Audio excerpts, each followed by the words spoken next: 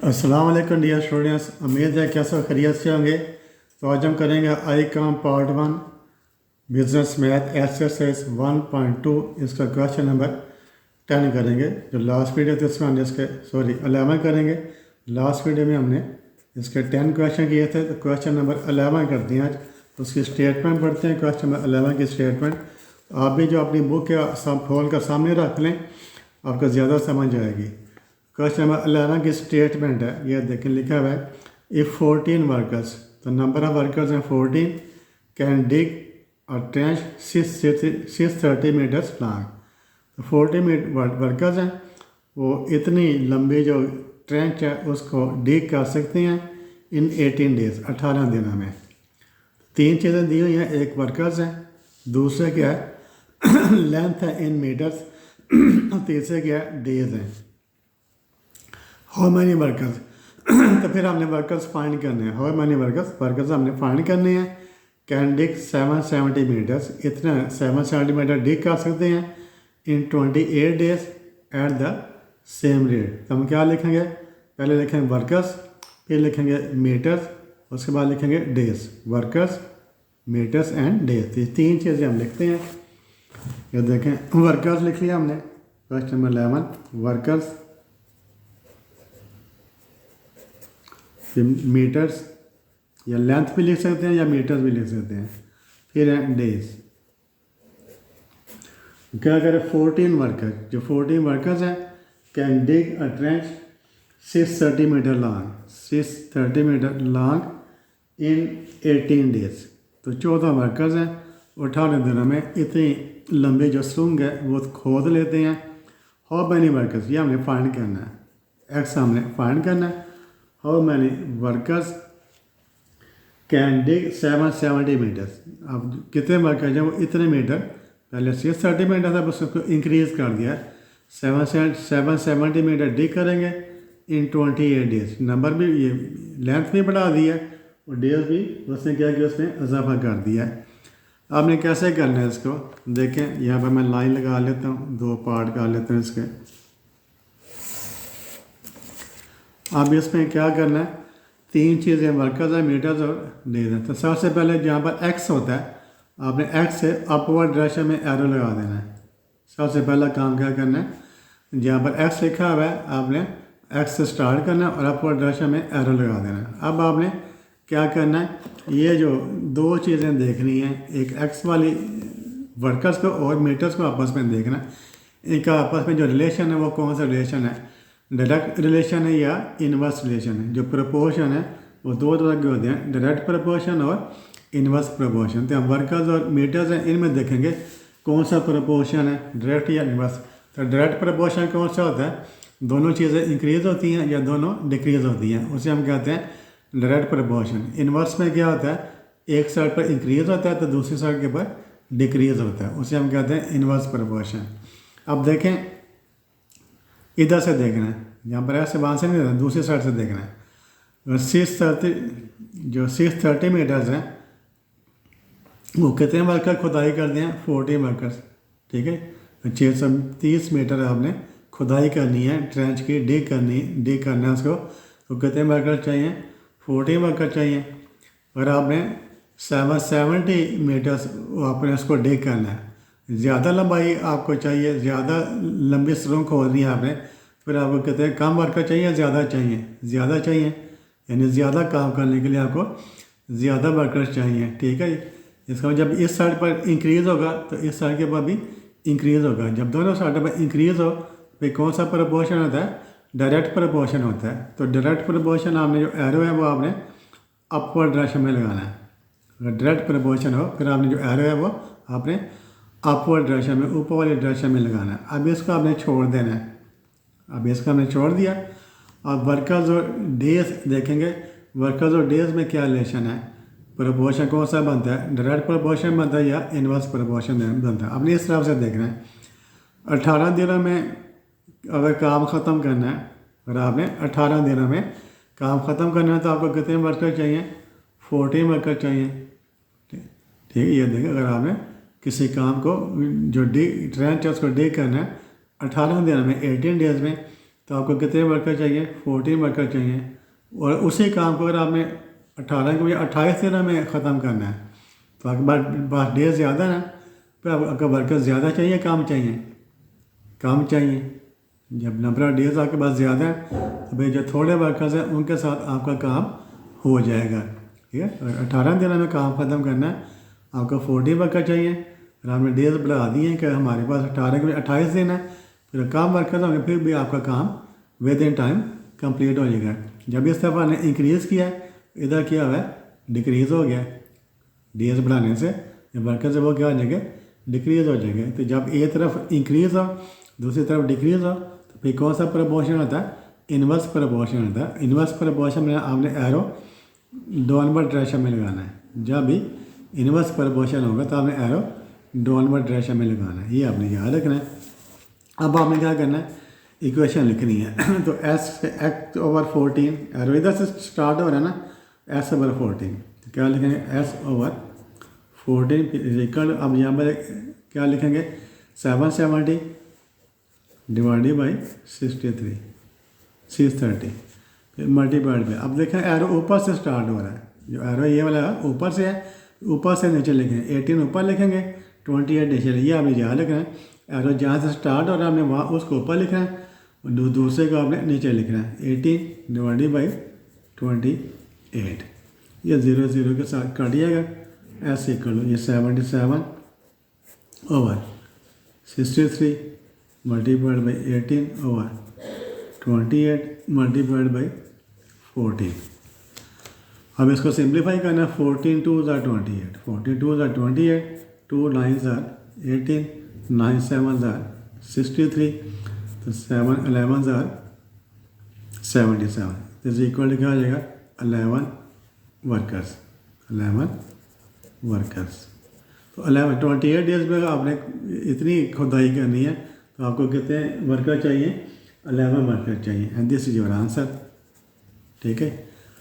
Question number 12 करते हैं, उसकी स्टेटमेंट पढ़ते हैं। क्वेश्चन नंबर 12, तो क्या लिखा हुआ देखते हैं उसको।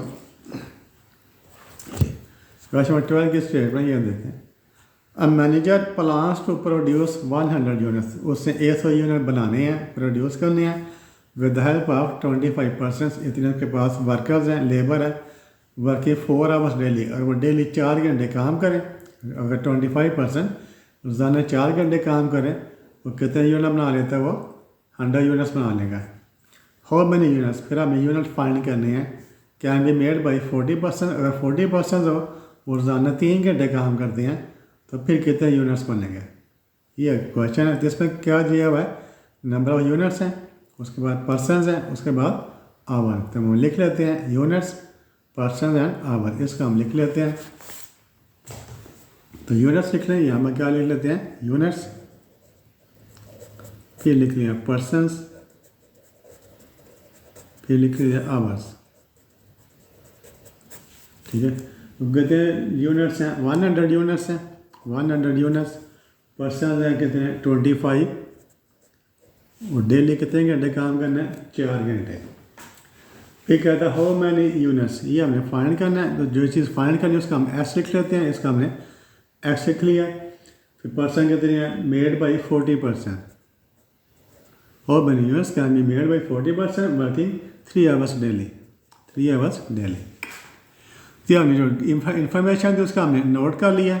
सबसे पहला काम क्या करना है, जहाँ पर एक्स है आपने अपवर्ड डायरेक्शन में एरो लगा देना है, जहाँ पर एक्स लिखा होगा आपने वहाँ पर अपवर्ड डायरेक्शन में एरो लगा देना है। अब आपने क्या करना है, यूनिट्स को देखेंगे किसके साथ, पर्सन के साथ, यूनिट्स को पर्सन के साथ देखेंगे, इधर से देखेंगे, इधर से इधर देखेंगे, जहाँ पर एक्स है उधर से नहीं, दूसरी साइड से देखेंगे। तो 25 जो वर्कर्स हैं वो कितने यूनिट्स बनाते हैं, 100 यूनिट्स बनाते हैं। 25% कितने यूनिट्स बनाते हैं, 100। 40% हो गए तो वो कम बनाएंगे, ज़्यादा बनाएंगे, ज़्यादा बनाएंगे। जब बंदे ज़्यादा हो गए, लेबर ज़्यादा हो गई है, तो फिर वो ज़्यादा काम करेगी, फिर ये ज़्यादा यूनिट बनेंगे। इसका मतलब जब यहाँ से ये 25 से 40 इंक्रीज़ हुआ है तो भाई यूनिट्स है वो भी 100 से इंक्रीज़ हो जाएंगे। जब इधर इंक्रीज़ हो रहा है, इधर भी इंक्रीज़ हो रहा है, तो भाई कौन सा प्रपोर्शन होगा, डायरेक्ट। जब दोनों साइड पर इंक्रीज़ हो तो फिर कौन सा प्रपोर्शन होता है, डायरेक्ट प्रपोर्शन होता है। और डायरेक्ट प्रपोर्शन के आपने जो एरो है वो आपने ऊपर वाली डायरेक्शन में लगाना है। जब भी डायरेक्ट प्रपोर्शन होगा हमने एरो अपवर्ड डायरेक्शन में लगाना है। ये ख़त्म हो गया। अब इसको देखें, आवाज़ को देखना है आपने यूनिट्स में, यूनिट्स के साथ आवाज़ को अब देखेंगे यूनिट्स और आवाज़ में कौन सा प्रपोर्शन है, डायरेक्ट या इनवर्स। और डेली 4 घंटे काम करें तो कितने यूनिट्स बनती हैं, 100। और डेली 4 घंटे काम करने से 100 यूनिट्स बनते हैं। अगर 3 घंटे काम करेंगे फिर काम बनेंगे, ज़्यादा बनेंगे। जब थोड़ा काम करेंगे, पहले 4 घंटे काम करते थे 100 यूनिट्स बन रहे थे, अब वो 3 घंटे काम करते तो काम बनेंगे। अब देखिए यहाँ पर हमने कम किया, जब आवाज़ को कम किया तो यूनिट्स भी कम बनेंगे। इधर डिक्रीज़ किया तो इधर भी डिक्रीज़, अब इधर भी डिक्रीज़ हो रही है, इधर भी डिक्रीज़ हो रही है। जब दोनों साइड पर इंक्रीज़ हो या दोनों साइड पर डिक्रीज़ हो तो कौन सा प्रपोर्शन होता है, डायरेक्ट। जब दोनों साइड पर इंक्रीज़ हो या दोनों साइड पर डिक्रीज़ हो कौन सा प्रपोर्शन होता है, डायरेक्ट। ये वाला डायरेक्ट प्रपोर्शन है। इन्वर्स कब होता है, जब एक साइड पर इंक्रीज़ हो दूसरी साइड पर डिक्रीज़ हो तब इन्वर्स होता है। ठीक है जी। एरो आपने लगा दिया। आपने क्या करना है, इक्वेशन लिखनी है। तो यहाँ से स्टार्ट करेंगे, S/100 S डिवाइडेड बाई 100, फिर 40/25 multiplied by 3/4।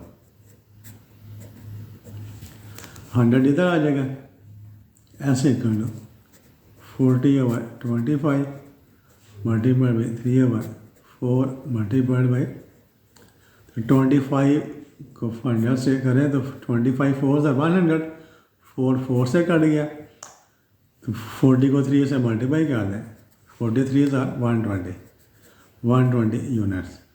And this is your answer, 120 units. Question number 13 है, क्वेश्चन नंबर 13 उसके स्टेटमेंट पढ़ते हैं। 30 में क्या लिखा हुआ है, क्वेश्चन नंबर 30 में देखते हैं। देखें ये क्वेश्चन नंबर 13 है। If the stay of 12 man, 12 जो आदमियों का जो स्टे है फॉर 28 डेज, कितने दिनों के लिए स्टे है, 28 डेज के लिए इन होटल, कास्ट रुपीज़ 6720। अगर 12 आदमी हो वो होटल में 28 डेज क्याम करते हैं, ठहरते हैं, उनकी जो कास्ट है, जो टोटल बिल कितना बनता है 6720 रुपीज़। फाइंड द कास्ट, फिर हमने कास्ट फाइंड करनी है। Find the cost for stay of 8 man for 14 days in the hotel. अगर 8 आदमी 14 डेज होटल में ठहरते हैं, स्टे करते हैं, फिर उनका जो कास्ट है वो या तो बिल है वो कितना बनेगा। तो यहाँ पर क्या लिखेंगे, मैन लिखेंगे, मैन फिर डेज फिर कास्ट। क्या लिखना, मैन डेज और cost. Man days and cost, ये 3 चीज़ें हम लिख लेते हैं। तो यहाँ पर लिख लेता हूँ मैन लिख लिया, फिर डेज लिख लिया, उसके बाद कास्ट लिख लिया, cost in rupees, cost in rupees. तो 12 मैन है, नंबर ऑफ मैन है 12। कितने दिन वो ठहरते हैं होटल में, 28 डेज। उनकी जो कास्ट कितनी आती है 6720 रुपीज़।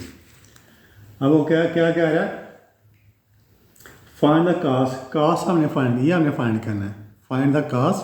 तो इसको हमने एस लिख लेना है। जो चीज़ फाइंड करनी है उसको हम क्या लिख लेते हैं, एस लिख लेते हैं। Find the cost for stay of 8 man, 8 man है। Find the cost for stay of 8 man for 14 days. और 8 आदमी 14 दिन के लिए होटल में स्टे करते हैं, फिर उनकी कास्ट कितनी होगी, कास्ट फाइंड करनी है। इसे एक्स का हम यहाँ कास्ट का नेचर लिखेंगे। तो सबसे पहले काम क्या करना है हमें, यहाँ पर एक्स है तो यहाँ पर आपने एक एरो लगा देना इन द अपवर्ड डायरेक्शन। जहाँ पर भी एक्स होगा आपने वहाँ पर हमेशा अपवर्ड डायरेक्शन में एरो लगाना है। नेक्स्ट काम क्या करना है, आपने देखेंगे डेज और कास्ट का आपस में क्या रिलेशन है, डेज और कास्ट का आपस में क्या रिलेशन है, प्रपोर्शन कौन सा बनता है, डायरेक्ट बनता है या इनवर्स बनता है। 28 दिन हो तो उसकी कास्ट इतनी है। 14 दिन हो, अगर दिन कम कर दें, पहले 28 से कम कर दिए दिन, तो 14 दिन की कास्ट कम होगी, ज़्यादा होगी, कम होगी। ज़्यादा दिन है तो 28 दिनों की कास्ट इतनी है। जब 14 दिन है तो इसका कास्ट उसकी हाफ रह जाएगी। जब डेज कम किए हैं तो कास्ट भी कम हो गई है। ठीक है, जब डेज कम हो गए तो कास्ट भी कम हो जाएगी। तो दोनों साइड पर डिक्रीज़ हो रही है, कौन सा प्रपोर्शन होगा, डायरेक्ट। जब दोनों साइड पर इंक्रीज़ हो या दोनों साइड पर डिक्रीज़ हो तो फिर डायरेक्ट प्रपोर्शन होता है और डायरेक्ट प्रपोर्शन के लिए आपने एरो लगाना है अपवर्ड डायरेक्शन में। जब भी डायरेक्ट प्रपोर्शन होगा आपने एरो लगाना है अपवर्ड डायरेक्शन में, ये आपने याद रखना है। फिर इसको छोड़ दें। अब मैन को देखें कास्ट के साथ, तो 12 आदमियों का खर्चा इतना है, तो 8 आदमियों का खर्चा कम होगा ज़्यादा होगा? कम होगा। अगर 12 आदमी है तो फिर उसका खर्चा इतना है, जब आदमी कम हो गए तो खर्चा भी कम होगा। जब इधर आपने डिक्रीज़ किया तो इधर भी डिक्रीज़ हो जाएगा। दोनों साइड पर डिक्रीज़ हो रही है, तो कौन सा प्रपोर्शन है? डायरेक्ट। ऊंची आवाज़ से बोला करें, साथ से बोला करें, डायरेक्ट प्रपोर्शन है। तो डायरेक्ट प्रपोर्शन में हमने एरो अपवर्ड डायरेक्शन में चुप करके लगा देना है। अब इक्वेशन बनानी है। इक्वेशन कैसे बनानी है? एक्स से स्टार्ट करना है। X over x divided by 6720 is equal 14/28 multiplied by 8/12 multiplied by 8/, तीनों ऊपर है, फिर ये ऊपर ये नीचे, ये ऊपर नीचे, ऊपर और नीचे। 42 28 होता है, ठीक है। 2 4 8 4 3 चलिए इधर सिंप्लीफाई हो गया। ऊपर क्या बच गया? 1 बच गया, नीचे 3 बच गया। तो ऐसे कर लो 1/3, ये 3 नीचे है तो इसको नीचे लिखेंगे, 1/3 लिखेंगे मल्टीप्लाइड बाई 6720। तो 6720 को डिवाइड कर दें 3 के साथ। 3 2 6, 3 2 6, 3 4 12 0। तो इतने पैसे 224 रुपीज़ उसकी जो कास्ट है वो कितनी आ जाएगी? 2240। अगर 8 आदमी 14 डेज़ के लिए उसी होटल में स्टे करते हैं, उनकी जो कास्ट है या खर्चा कितना होगा? 2240 रुपीज़। तो क्वेश्चन नंबर है, नेक्स्ट क्वेश्चन, क्वेश्चन नंबर 14। इसकी स्टेटमेंट पढ़ते हैं। क्वेश्चन नंबर 14 ये क्या लिखा हुआ है? 14 में यह देख, क्वेश्चन नंबर 14 है, डिवाइड करना है। Divide rupees 70,500 among 3 partners. 3 partners हैं, उनके नाम है ए बी एंड सी। तो ए बी और सी में इतने पैसे डिवाइड करने हैं in the proportion A/B is equal to 4/3 and B/C is equal to 6/8। इसमें आपने डिवाइड करना है, ठीक है। पहले क्या लिखेंगे? सबसे पहले हम लिखेंगे टोटल अमाउंट। सबसे पहले क्या लिखें? Total amount rupees 70,500। पहले लिख लेते हैं टोटल अमाउंट। टोटल अमाउंट है आपके पास रुपीज़ 70,500, जिसको आपने डिवाइड करना है। 3 पार्टनर्स हैं, उनकी जो रेशो से दी हुई है वो रेशो क्या दी हुई है? क्वेश्चन नंबर 14 में A/B इज इक्वल टू 4/3 4/3 है। एंड जो B/C है, B और C के जो रेशो है B/C ये कितना है? 6/8। अब देखें यहाँ बस 6 और 8 में 2 कॉमन है। 2 3 6, 2 4 8। इसका यहीं पर सिंप्लीफाई कर लें। 2 3 2 से डिवाइड कर दें, इसको भी 2 से डिवाइड कर, इसको भी 2 से डिवाइड कर दें, ये 3/4 बन जाएगा। तो A/B कितनी होगी? वो तो वही है 4 और 3 में कुछ भी कॉमन नहीं है। A/B 4/3 आ गई। एंड जो B/C है B/C वो कितनी होगी? 2 3 6, 2 3 ये 3 बन गया, 2 4 8, ठीक है। 2 1 2, 2 3 6, 2 1 2, 2 4 8, 3/4 ये बन गई। अब देखिए A/B ये अब यूँ लिख लें A/B। अब तीनों को इकट्ठा कर लेना है। अब ABC को हमने क्या करना है? इकट्ठा करना है। तो A/B कितनी है? 4/3। A/B है, A के नीचे 4 लिखते हैं, B के नीचे 3 लिखते हैं। A/B 4 3 है। B/C कितनी है? 3 4। B/C ये BC है तो B 3 है, 3 हमने पहले लिख लिया हुआ है। ये वाला C के नीचे क्या लिख देंगे? 4। तो A/B कितनी होगी? 4 3। B/C कितनी होगी? 3 4 होगी। 4 3 4 कितना हो गया? 4 3 4। अब आपने क्या करना है? अमाउंट को हमने डिवाइड करना है। तो हम क्या फाइंड करेंगे? सम ऑफ रेशियोज। जब भी आपने किसी अमाउंट को डिवाइड करना होता है वो रेशियो दी हुई है, फिर हम क्या फाइंड करते हैं? सम ऑफ रेशियोज। और रेशियो की सम फाइंड कर लेते हैं। 4 + 3 + 4 इज इक्वल टू 11। अब हमने क्या फाइंड करना है, फाइंड करना है शेयर ऑफ ए इस ए के साथ कॉमा लिख लेता हूँ, ए इज शेयर यानी ए को कितने पैसे मिलेंगे, एक एक 4 divided by 11, 4 divided by 11 multiplied by total amount 1717500। 11 के साथ डिवाइड करें, 11 11 बाकी कितने बचे, 6 बचे। ठीक है, ये पॉइंट में आ जाएगा कि उसको आप खुद ही कैलकुलेटर से कर लें। 4 डिवाइडेड बाई 11 मल्टीप्लाइड बाई 1740 तो 6363 आ जाएगा, ये आ जाएगा 6363.6। तो जो ए है उसका शेयर हो जाएगा 6363.6, ये आ जाएगा ए का शेयर आ जाएगा। लिखें बी इज शेयर, जो बी है उसका शेयर कितना होगा, ये 3/11 3 divided by 11 multiplied by total amount कितनी है 70,500। इसको आप कैलकुलेटर यूज़ करें तो आपका आंसर आएगा 4772.7। तो बी के थ्री में इतने पैसे आ जाएंगे। इस सी कोमा है, सी का शेयर ऑफ सी, तो सी 4 है, 4 डिवाइडेड बाई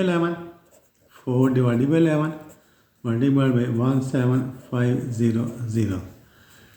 तो यहाँ पर कैलकुलेटर यूज़ करें तो आपका आंसर आएगा 6363.6। तो तीनों का हमने शेयर फाइंड कर लिया, ये आपका आंसर है। क्वेश्चन नंबर 15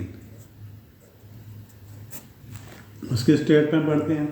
क्वेश्चन नंबर 15 की देखें, क्वेश्चन नंबर 15 है the perimeter of A triangle ABC is 2 to 5 centimetre.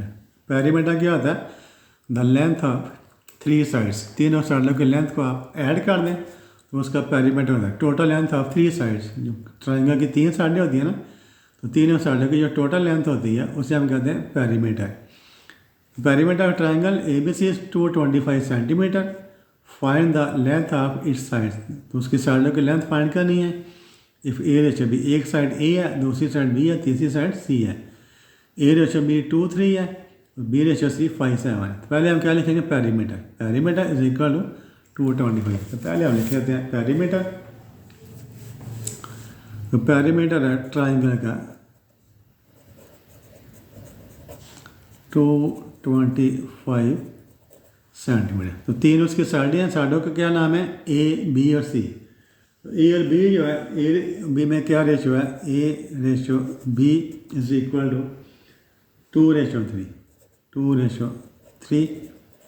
And B ratio C is equal to 5:7।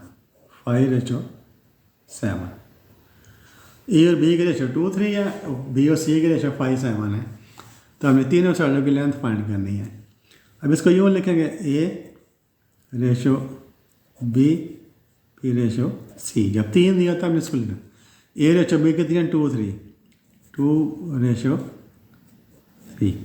अब बी रेशो कितनी है 5 7। अब ये किया 3 है, ये 5 है, डिफरेंट है ना, बी 5 7 है। तो इसको नीचे लिख लें 5 और 7। ठीक है जी। ऊपर देखो, ऊपर तो सेम थे ना, 4 3 3 4 इकट्ठा लिख दिया था मैंने। ठीक है, और ये डिफरेंट है, यहाँ पर 2 3 और ये 5 7 है, ये 3 है, ये 5 है। इसका हम अलहदा लिखेंगे। इसको हमने इक्वल करना है, इन दोनों का हमने क्या करना है, इक्वल करना है। इसको दोनों का हमने, इन दोनों का हमने क्या करना है, जो दरमियान में होते हैं, जो दोनों ऊपर नीचे लिखे होते हैं, उनको हमने इक्वल करना होता है। इक्वल कैसे करेंगे, जो ऊपर वाले हैं ए और बी, इनका 5 के साथ मल्टीप्लाई कर देंगे। इनका हमने ऊपर वालों का हमने क्या करना है, 5 के साथ, 2 और 3 को 5 के साथ, जो नीचे वाले उसके साथ मल्टीप्लाई करना है। 5 2 10, फिर 5 3 15।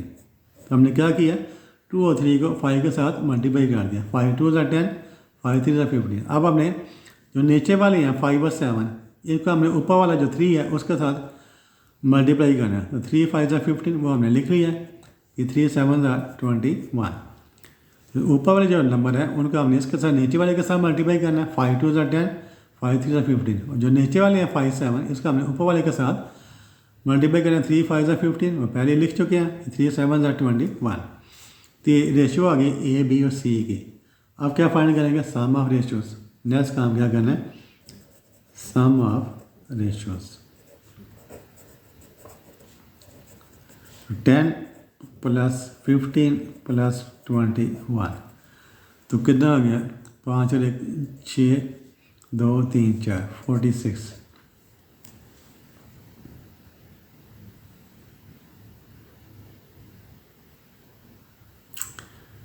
46 आ, तीनों के साथ 46 आ गई। अब हमने क्या फाइंड करना है, लेंथ ऑफ ए। क्या फाइंड करना है, लेंथ ऑफ साइड ए। जो साइड है ए उसकी लेंथ फाइंड करनी है। ए की रेशो कितनी है, 10 है। 10 divided by 46, 10 divided by 46 multiplied by 225। 10 × 46 multiply by 225। तो उसको अब 10 को 46 से डिवाइड करें और 225 के साथ मल्टीप्लाई करें, तो ये आ जाएगा 48.9।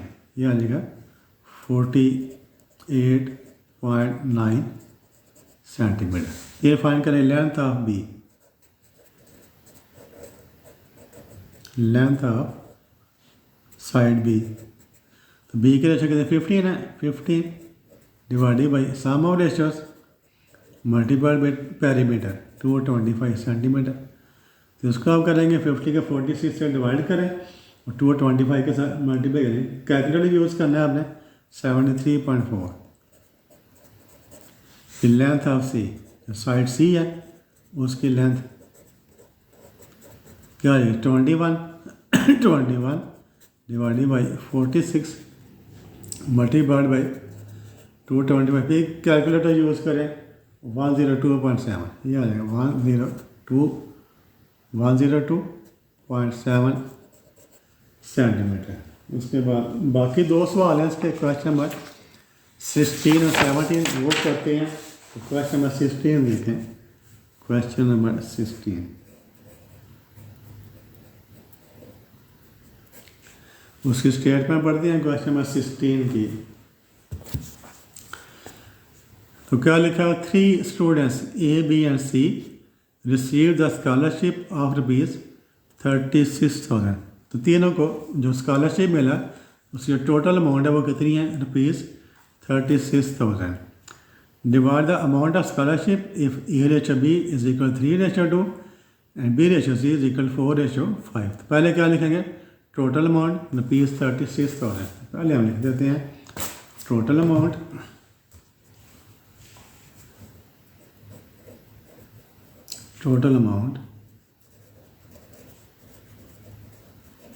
is equal to ₹36,000। ठीक है। अब रेशो दी हुई है, रेशो क्या दी हुई है, A/B is equal 3/2 and B/C is equal 4/5। अब देखें ये 3 2 है, ये 4 5 है, ये 2 है, ये 4 है। अब इनका इकट्ठा कर लेंगे। इकट्ठा करके कैसे लिखेंगे, A/B/C। ए के नीचे 3, B के नीचे 2। ए के नीचे हमने 3 लिख दिया, B के नीचे 2 लिख दिया। अब फिर B के नीचे 4 लिखेंगे, ये 2 है तो इसको अलहदा लिखेंगे 4।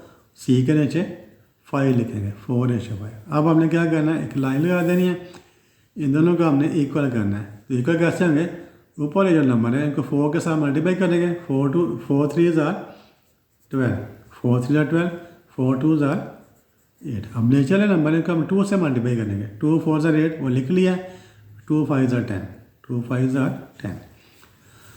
अब सम ऑफ रेशियोज, आप क्या करना है, सम of ratios.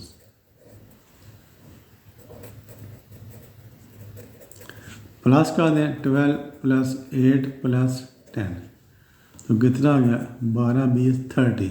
Some of ratios 30 होगी। अब फाइंड करना है, ए को कितना मिला, बी को कितना मिला, सी को कितना मिला। तो ए रिसीव्ड, ए ने कितने पैसे मिले, 12 डिवाइडेड बाई 30, 12 डिवाइडेड बाई 30।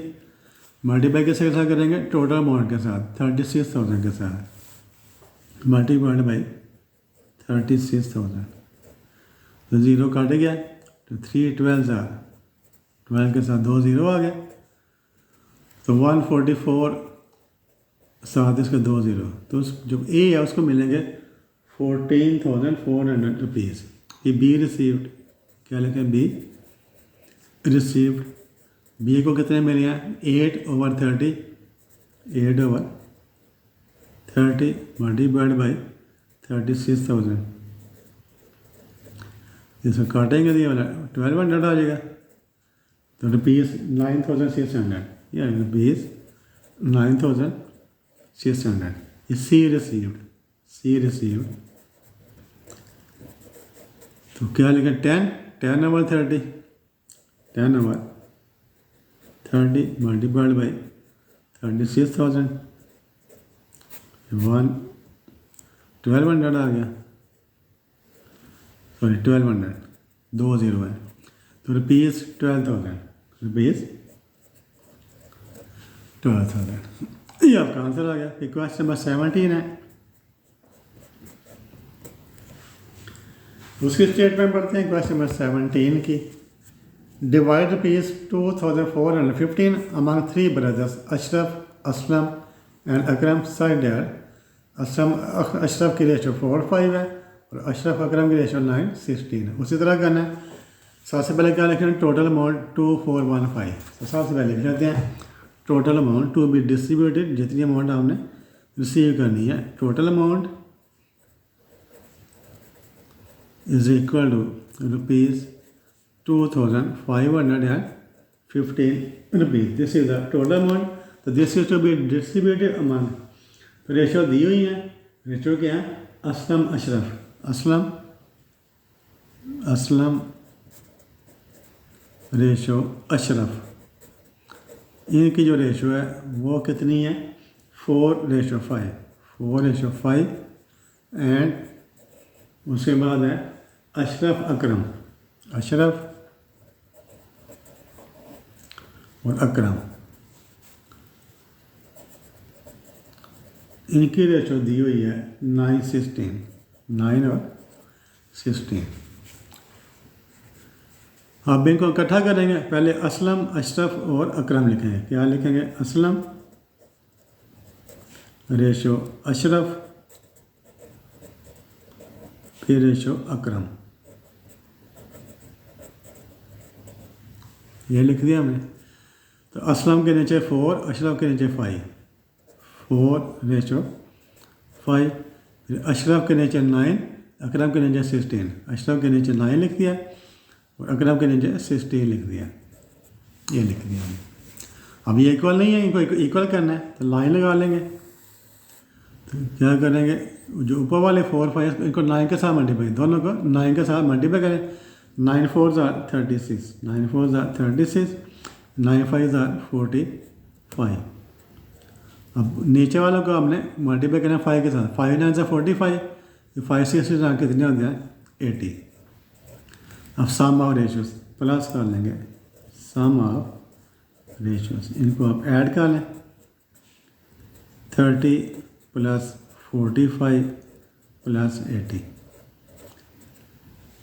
155, 5 आ गया, 8 × 12, 155। आप फाइंड करना है असलम का हिस्सा, share of Aslam, share of Aslam. Aslam का रेशो के दिया 36 है, 36 divided by 155 multiplied by total amount 2415, 2415, ये रुपीज़। इसको कैलकुलेटर यूज़ करें, 540 आ जाएगा, 540। फिर share of Ashraf, share of Ashraf,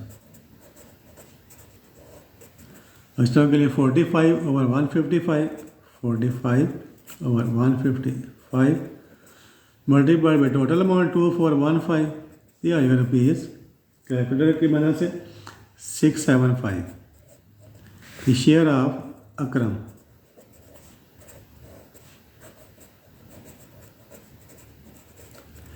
80/155, इसको लिखें 80 डिवाइडेड बाई 155 मल्टीप्लाइड बाई 2415 तो रुपीज़ आ जाएगा 1200 रुपीज़।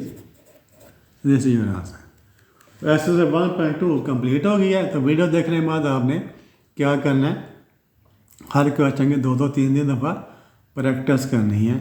अगर आपको वीडियो पसंद आई तो आपसे रिक्वेस्ट है मेरे चैनल को सब्सक्राइब कर दें, वीडियो को लाइक कर दें, अपने दोस्तों के साथ भी इस वीडियो को शेयर करें ताकि सभी लोग इससे फ़ायदा उठा सकें। तो thank you for watching this video. अल्लाह हाफिज़।